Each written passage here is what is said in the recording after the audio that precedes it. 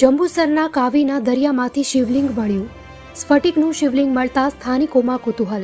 2.5 ફૂટ ઊંચા શિવલિંગ, 100 કિલો કરતાં વધુ વજન.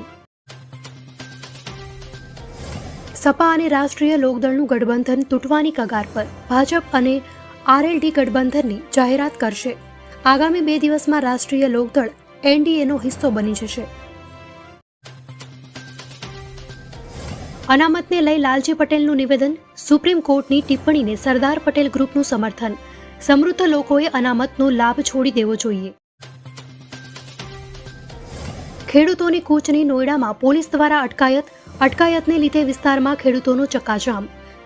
જિલ્લા બોર્ડર પર સિક્યુરિટી વધારી દેવામાં આવી. ઉત્તરાખંડના હલ્દ્વાનીમાં ઉપદ્રવીઓનો આતંક.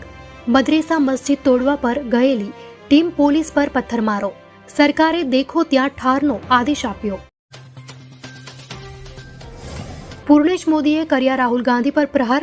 રાહુલ ગાંધી વોટ બેંકની રાજનીતિ રમી રહ્યા છે. ફરીથી ઓબીસી સમાજની રાજનીતિ કરી રહ્યા છે.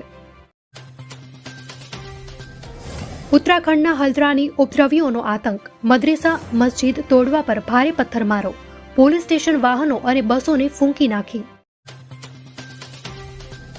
એમએલએ ચૈતન્યસિંહ ઝાલાના સવાલ પર ગૃહ રાજ્યમંત્રીનો જવાબ.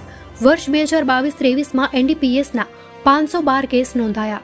ગુજરાતમાંથી કુલ 5,338 કરોડ રૂપિયાનું ડ્રગ્સ ઝડપાયું. અમદાવાદના માંડલ બાદ પાટણના રાધનપુરમાં અંધાપાકાંડ. સૂર્યોદય આંખની હોસ્પિટલ ગંભીર બેદરકારી આવી સામે. 13 દર્દીના ઓપરેશન બાદ 5 દર્દીની દ્રષ્ટિમાં આવી ખામી. અમદાવાદ એરપોર્ટ પર વેલેટ પાર્કિંગની સુવિધાની શરૂઆત. અમદાવાદ એરપોર્ટ વેલેટ પાર્કિંગની સુવિધા ધરાવતું દેશનું ચોથું એરપોર્ટ. મુંબઈમાં વેલેટ પાર્કિંગની સુવિધાને સારો પ્રતિસાદ મળતા અમદાવાદમાં શરૂ કરાઈ સુવિધા.